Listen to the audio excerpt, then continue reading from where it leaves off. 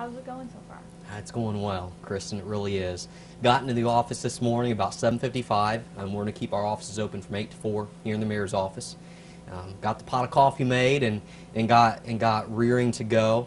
The email inbox was full this morning and the phone was ringing off the hook at 8. I mentioned to you my 3 important notes here that I have going, and one of them has to do with the state road project we have going through Frankfort right now on Jackson Street. Another has to do with the sister city agreement that we're setting up right now in the Congo, which is very exciting, a city called Wiesa. And then the last has to do with filling out and submitting a CFF grant application, which stands for Community Focus Fund. We're applying to get this grant to place towards an economic development plan in Frankfort, which is something that's very important to me and a huge part of my 100-day plan. So things are rolling. The biggest thing was I didn't want to sit behind this desk on my first day and say, what do I do now? What do I do now? And I feel as though a lot of elected officials maybe get in that spot from the vibes I've gotten. I didn't want that to be me. I wanted to have a game plan coming into today, and my game plan was, hey, start following through on the things that you talked about during the campaign. So that's what we're doing, and we're staying busy in our first 4 hours. And you know, you seem like, and you were mentioning you didn't want to step on Mayor Pippinger's toes while he was still mayor. So this really is one of your first days here in the office. But you seem to know everyone pretty well, and you seem to kind of know what you're talking about. I mean, how much work have you put into this before today? Hours and hours and hours, days and days and days. Especially the interview process for our department heads and our appointments throughout the city. The Board of Works and I, before we were officially sworn in, we could all meet together legally without declaring a public meeting. We interviewed every single person that wanted to interview in this city, got an interview in this city. We sit down, we talked about them, we talked about the changes they wanted to bring to Frankfort, Indiana. We took each and every single department head and appointment in this city so seriously. And I'll tell you, that's been the hardest part of this journey, is sitting down and telling people no, or telling people, you know, unfortunately we're going in a different direction. It breaks your heart because in a small town, you know everybody. Everybody's your friend. You know these people. You go to church with them. You play Little League with them. And that's extremely difficult. But you know what? We said we were going to be completely objective. We were going to choose the best possible people for the job. That was step one in taking Frankfort down the road, and that's what we did. And I'm proud to say that. So in terms of preparation, started a year and a half ago when I declared for this position in the city. And it ran up till today. And I'm seeing a little bit of the fruits of that labor because, yes, I do feel like I have a good foundation to jump off of. Were there any appointments that you made that were controversial, or anyone who kind of had to be pushed out? There was only one department head that reapplied for a position, and that was our previous building inspector. You met our new building inspector, Sam, down in the office. So he was the only one that reapplied that didn't receive a position back. That was difficult for myself and the Board of Works to do.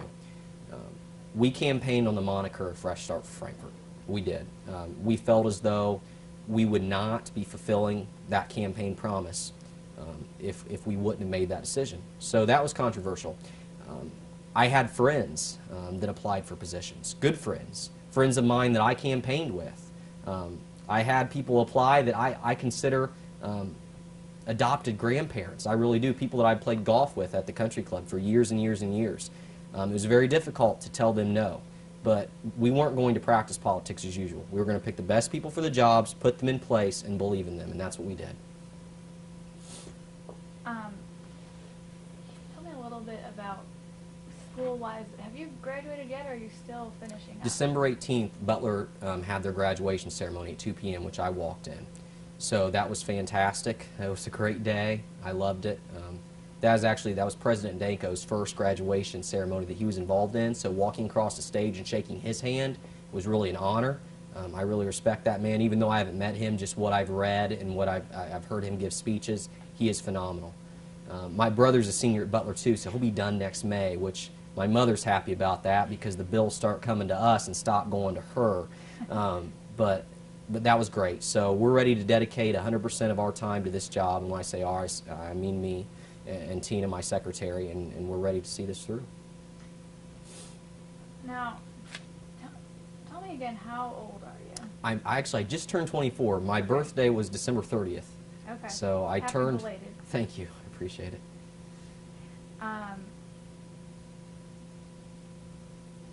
it's kind of an unusual position for a 24-year-old to be in. Yeah. I'm just curious, like, what do your friends think? Sure. My friends are nothing but supportive. They think it's pretty neat. They do. And bless their hearts, I couldn't do it without them. And you talk to any mayor across the state, they got to tell you they have a great support system. And I have a fantastic support system. From my family at home to my friends down at Butler, one of the biggest support systems that I had personally, other than my family, which was great, was my old fraternity brothers at Sigma Nu at Butler. They'd come up and they'd walk the streets and beat the doors with me. They'd come down and throw green t-shirts on and walk in the parades with me. They were phenomenal. So without that support system, Kristen, I can honestly say I would not be sitting in this chair today. And that support's going to be important in the future, because not all days are going to be bright and sunny in here. There's going to be some dark days. There's going to be a lot of challenges. But with good friends and good family, you can get through it. Definitely. Has there ever been a point since, you know, even down the whole campaign trail or since becoming elected, have you ever felt overwhelmed? Sure. Yeah, you have those times. If I said I didn't, I'd be lying to you. Every night when I get in bed, my head is reeling with things to do. But I think that's a good thing. I think if I didn't feel overwhelmed, that I wouldn't be doing my job in the sense that I didn't have a game plan for what I was going to do for this city. Having a 100-day plan in place for myself, having a strategic communications plan in place for myself, makes me feel as though I'm extremely accountable to the citizens of Frankfort, because I put those plans out there. They're on my website, electchrismcbarnes.com, which will run through February. And I'm asking people to look at those plans, help me make changes to those as they see fit. I'm always open to compromise and always open to change. But I want them to hold me accountable to those plans as well. And a lot of media outlets will tell me, Chris, you might not want to say that. But you know what? Again, we're not going to practice politics as usual. We want this to be a different atmosphere in Frankfort, Indiana. It's going to start today. It's going to start with accountability.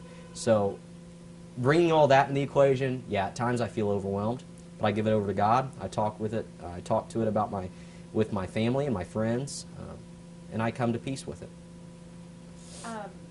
Tell me a little bit about, I know you've told us about your 100-day plan before, but if you could kind of break it down, what people of Frankfort can expect to see. Yeah, absolutely. It's built on 4 cornerstones. That's the first important thing to understand. Those 4 cornerstones are communications, citizen voice, neighborhood revitalization, and economic development. And underneath each of those cornerstones are specific things that we're going to try to fulfill within the city of Frankfort in the first 100 days. Going along with the economic development portion of my 100-day plan, started that today, applying for the CFF grant. The Community Focused Fund grant will allow us to develop an economic development plan for the city of Frankfort, Indiana, to present to the Board of Works and I what things we can do to help build businesses, to help retain the jobs we have. And that's important, I think, to note. In economic development, it's great to attract new business in. We're going to try to strive to do that. We have a fantastic industrial park. The location of our city between 421 and 65 is phenomenal. We want to retain the jobs we have. We want to help the small businesses that are already in this city. And that's what that economic development plan is going to help to do. Communications is extremely important to me. Starting today, we're going to start restructuring Frankfort's website. Right now, I'm not happy with where our website is at, but we're going to speak with our web designer and make changes as we see fit. We need to keep citizens up to date about what's going on in this office, because obviously not every citizen can come in here on a daily basis. People are busy.